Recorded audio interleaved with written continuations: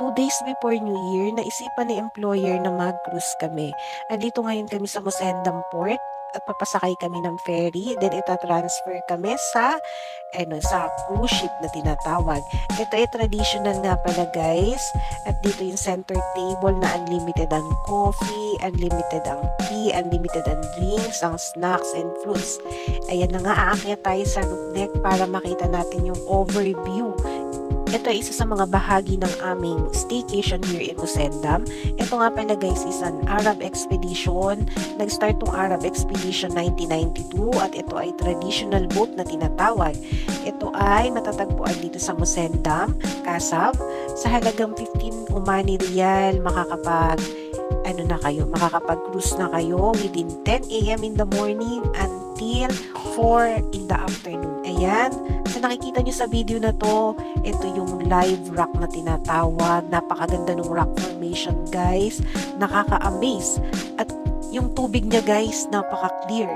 Makikita nyo dun sa sa dagat na to, yung mga colored fish.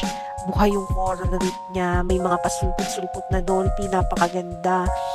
May mga ilang activity kami na gagawin dito, part ng aming expedition journey.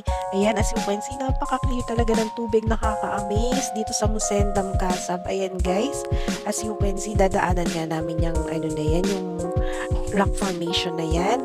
Mag-i-start na yung aming activities. Ayan, naka-ano na si Mang yan, naka-life jacket na. As you can see, itatry natin dito ang banana boat riding. Part ng expedition namin guys is ang panghuli ng isda, then yung sa boat riding of course na ayan nga, as you can see na mimingwit si among lalaki. Let's see kung may mahuhuli siya for today. Ayun, nakahuli siya. Ang galing-galing naman talaga ni amo. So ito na nga, malapit na tayong dumaong at hapon na for exact 4:10. Ayan na si Mang Yan, nag-photo-photo na tayo, photo journey na tayo kasama ang crew.